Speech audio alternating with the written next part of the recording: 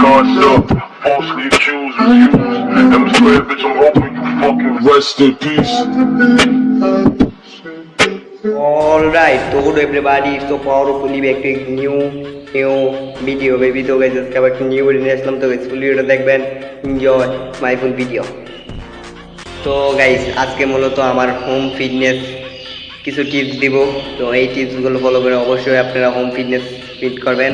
তো অবশ্যই ফুল ভিডিওটা দেখবেন এবং কি like comment share and subscribe তো আছে।